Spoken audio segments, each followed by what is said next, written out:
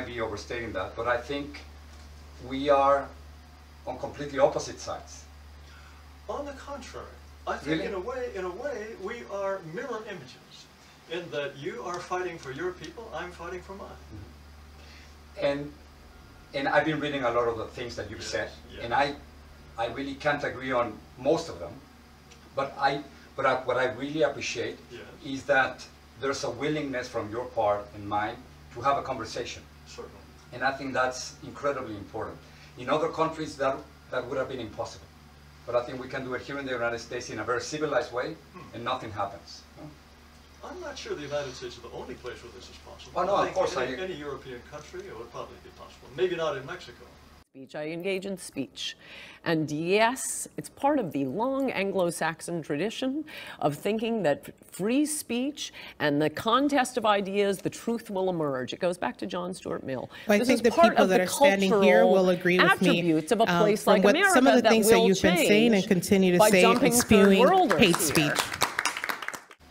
And maybe in many countries in Latin America, it would be very difficult that opposites could sit down and just have a conversation. Right. So let me start just with the basic. I want to understand what's your ideal, what's your dream for this country? What would you like to see?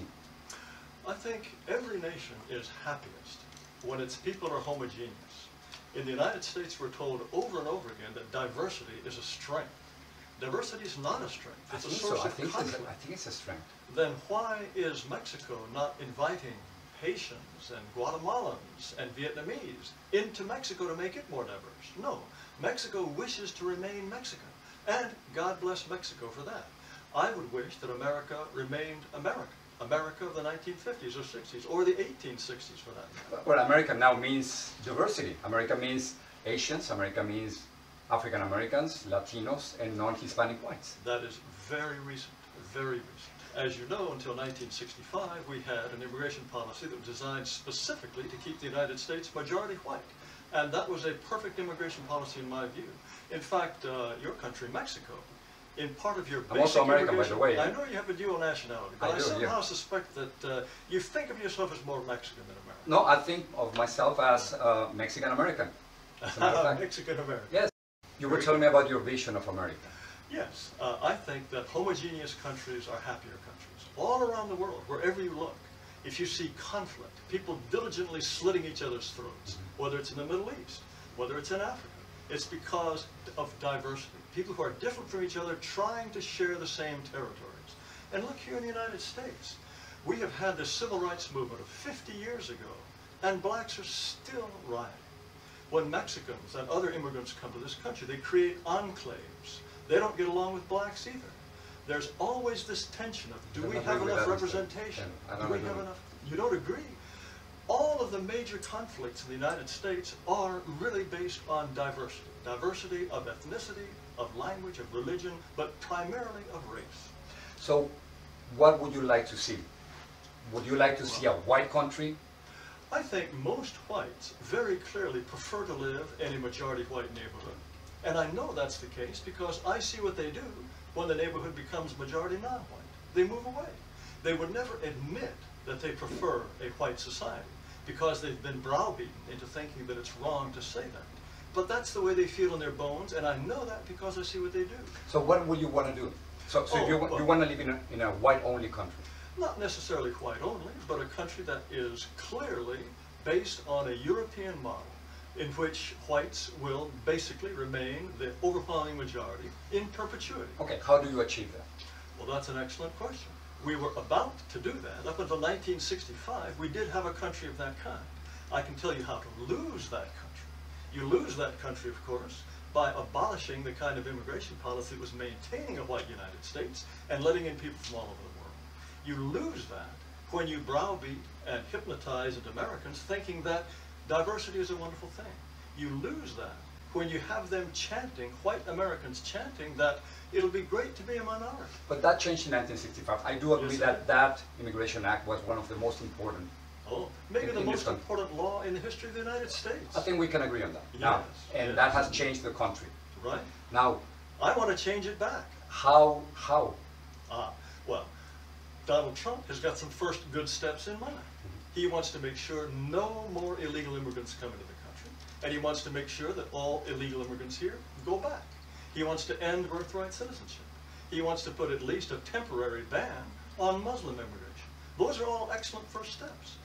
In any case, as I say, the economic arguments to me are far less important than what happens to the United States as a cultural entity. I am loyal to my people. My people are of a European origin. And I want my descendants and their descendants to be able to enjoy a European culture in a nation that has that culture as its central one. That's just so limited, Mr. Taylor. Oh, sorry. Look, yeah, because that's what happens want. What happens with Asians? What happens with African Americans? What happens with Latinos? What happens with Native Americans? What happens to my people? You presented me with a very limited view of the United States. That is the view that the Japanese have for Japan, Mexicans have for Mexico, Indians have for India. No other country, except for white countries, would ever countenance an immigration policy that would reduce them to a minority. I'm sure that if hundreds of thousands of white people were pouring across the border into Mexico, and they were buying up broadcasting stations, broadcasting in English, insisting on ballot papers in English, and wanting to be school instructed in English, and some of them might be talking about breaking off a chunk of Mexico and making an all-white enclave. Yeah. Would the Mexicans accept such a transformation of their society? We're talking about what's happening right now here in the United States, because that's the reality here in the United States. I have some numbers. No, you won't answer my question, will you? Because because you know that Mexicans would say absolutely no way will we be reduced to a minority in our own country. They would say they would rather that shoot debate people than is non-existent whatsoever right now in Mexico. Nobody's discussing that. Nobody's discussing that in Latin America. But we are discussing it here in the United States because we are a country of immigrants. Wait. And that's completely different than the history of Mexico in Latin America. So you cannot put it in the same way. What you're setting up is a double standard. No, it's not a double standard. You're in effect saying America is up for grabs. Anybody who comes is welcome. But America is a country of immigrants. No, that's what I'm saying. You're saying the United States is a place anybody can come and turn it into anything you want, and the people who built this country and established its institutions, if they glimmer away, so what? Isn't this an exceptional country simply because of that? Simply because immigrants came here. Your family, where's your family from, Mr. Taylor? They're from England. They showed up here in the 17th century. Exactly, so you're a Native American. I'm a Native American. My ancestors were pioneers. They were not immigrants. Okay, they and built before those pioneers, but hold on. There were Spaniards in this territory. Hernando de Soto came in 1540. Well, that was down in the southwestern part of the Exactly. But I want to get back to this view you have of America as uniquely up for grabs. That's your vision of America. Whereas Mexico is not up for grabs, nor is Brazil. Nor is Japan. Those they have nations, completely different stories. Because we're talking about a nation of immigrants, which is unique and exceptional in almost the rest of the world. The United States. So you cannot put in the same place two completely different stories. No, human nature does not change. Human nature is tribal.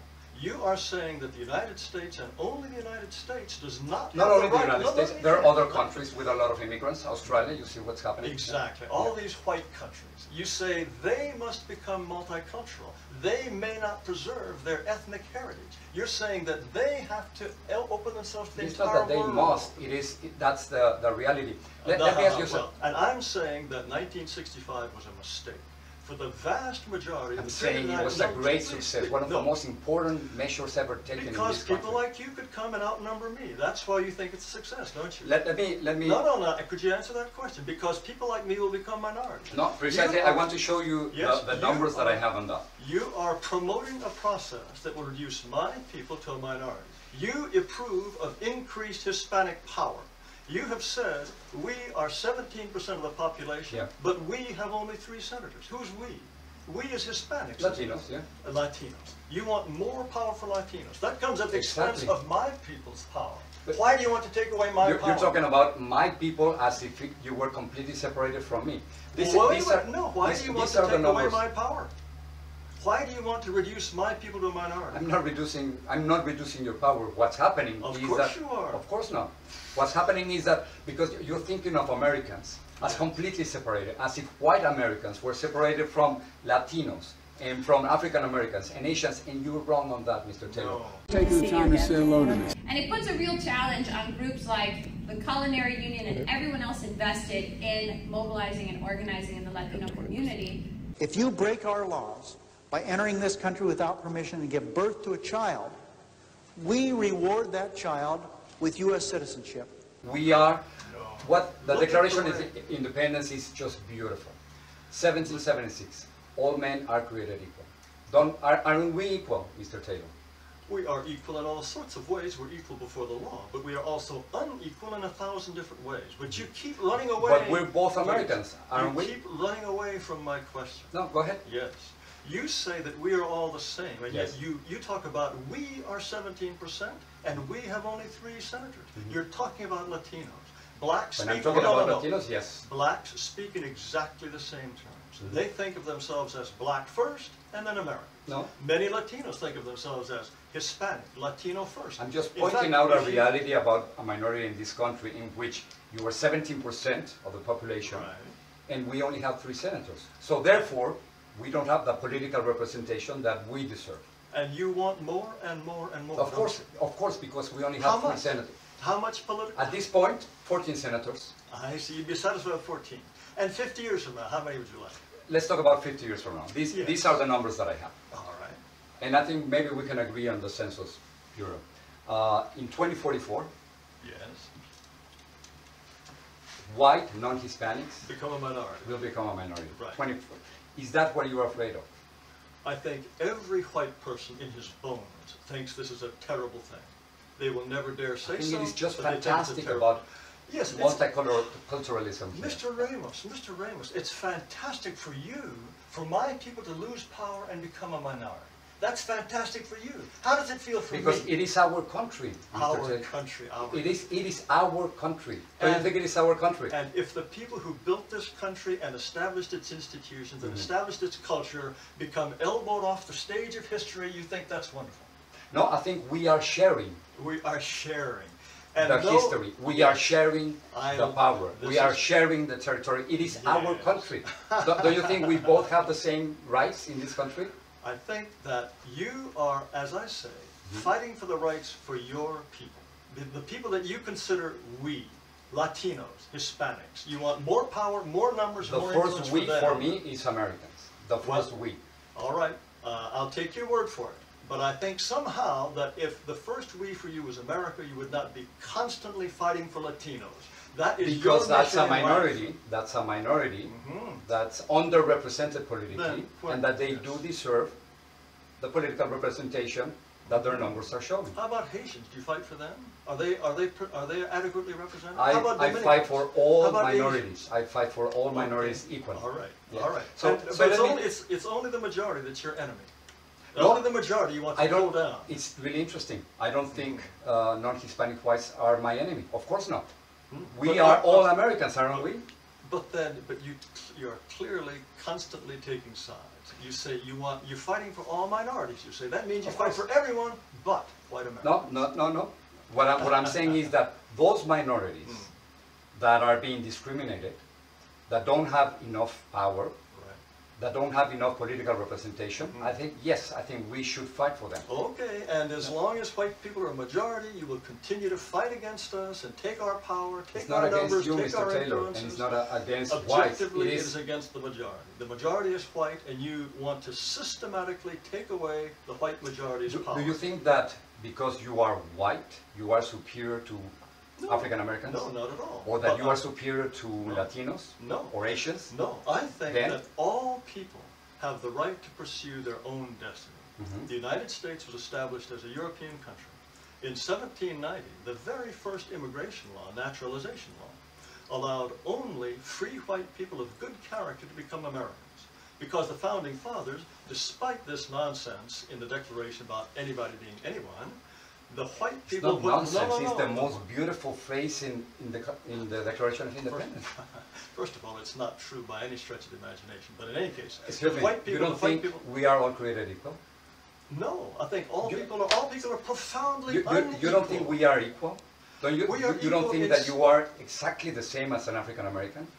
In an abstract political sense, perhaps, but there are people who are no, in better real athletes terms, than Mr. Taylor. No, there are people who are better athletes. You don't think than you're I the same am. as an African American? We are the same species of human being, but there Genetically, are many, don't you think no, we're the same?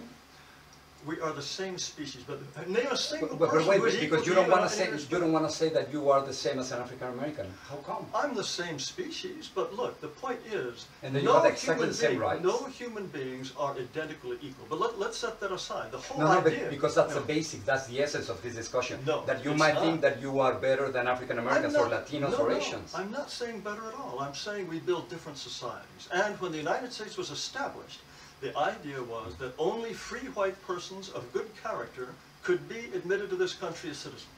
That was the basic conception of the United States. As an outpost of And then Europe, it changed. It changed many years later. Men changed history. And it was a major mistake. Men changed But- laws. But the point is, That happens in all the world. the United States, as a conception, continued until 1965. And when that law was passed, it was not offered to the American people as something that would change the demographics of the United States. And protecting us. Muslims in large numbers. We see what the consequence of that is in Europe. In Europe, Muslims become this indigestible mass of aliens who are incapable of integrating in a meaningful way. And I notice that there's not a single Latin American country that has proposed to let these Syrian Muslims, these so-called refugees, into those countries. Obviously, Mexico, Central America, South America. Mr. Taylor, not yes. so-called refugees. Refugees Those people, that they're fighting for their yes. lives. And how many has they're fleeing Brazil? their countries because they're being killed over How there. many Latin American countries have admitted a single one? No, they don't want Muslims either, because they know what a problem Muslims are in any sort of large numbers. I wouldn't say that there are no racial tensions in this country. Of course there are. Yes. And we have many examples. Many examples. Exactly. Yeah. But I wouldn't be, it's impossible, and it would be unfair to say Yes. that African Americans are in a different category as you. In a different category. In We're the aggregate, we're all the same, Mr. Taylor. that if we really were all the same, there would be no racial tensions, would there? You say there is a great deal of racial tension. Again, No, let me finish. The very existence of racial tension between people who have tried to live together for hundreds of years, and it still persists. This is proof that assimilation is not possible across racial lines, and that diversity is a weakness for America, not for a strength. I would say in a completely different way. I would say that in a country in which we had slavery, in a country in which we had discrimination and racism. So again, it's all our fault. It's white people's fault. The fact that right now we have an African American president means progress, don't you think? It's certainly an acceptance of an important symbol, but the fact among that many other things. Again, you are saying that the reason blacks have not assimilated is the fault of whites who have mistreated them. If you look at blacks in nations with completely different histories than that of the United States, Canada, or Great Britain, for example, you will find that blacks are in exactly the same socioeconomic and crime profile situation as they are here. This shows you that American history is not some kind of unique debilitator of blacks. What we find among blacks in the United States, and what you find in Britain and in the United States, in Canada, is a reflection of racial differences that will persist no matter what kind of social programs you wish to implement. I think that your primary loyalty, whether you say so or not, and perhaps I'm wrong, and I don't wish to impute motives to you that are unfair. But it seems to me that your actions, you want more power for Latinos, and I don't think it's simply because they have less power than they deserve numerically. I think, in your view, America will be a better country if there are more Hispanics exercising more power and leaving their mark on this society and its culture. That, to me, is against my interests. I believe that it is within my interests and that of all European-derived Americans to live in a society that is stamped with the mark of European culture. I think that white Americans had at one point a special and unique destiny that it was their duty and their privilege to pursue without being changed, without their society being hemmed in from all sides by people unlike themselves who reduce them to probably a despised minority, perhaps 50 or 60 years from now. So this process has been one of dispossession for my people, my culture, and my heritage. And I don't see why that is anything that I should be criticized for. It's the most natural, normal, healthy thing in the world for me to want my people and civilization to flourish and survive. Unless the United States is prepared to say to Muslims, no, we do not want you here. It's prepared to say to Guatemalans and Haitians and Bolivians, no, we wish to have a nation for our own people and our own posterity. Unless whites are prepared to exclude people, then they will be shoved aside. That is the ultimate fate that my people are faced with because of the insistence of people from all around the world who wish to come in and say, we will reduce you to a minority, like it or not. That is the fate that I look to and which I will fight until my last breath. And you say it is illegitimate for any white person to prefer to live in a white majority neighborhood or white majority. I would say it's immoral, and I would say it's illegal. Wait, I'm not talking about it. You think it's immoral. Is it immoral for a Latino to wish to live in a majority Latino country? Is that immoral?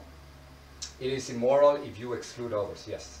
Really? Yeah. Well, wait. You cannot. Why am I going to be excluding any other person simply because of their origin? I cannot do that. Every Latin American country excludes practically everyone. Until not long ago, your nation had as part of its immigration law, it was written that immigrants will not disrupt the demographic balance. That is exclusion. That is precisely what it is. In order for it's a country with a completely different history than the United States. Again, more double standards for America. No, it's not double standard. It is history. You went to Yale, you know history. Oh, you're saying only America is up for grabs, not Mexico, no, not Brazil. What I'm saying is that race, religion, ethnic and national background, jobs, income, education, social status, sexuality, anything they can do, keep us fighting with each other so that they can keep going to the bank.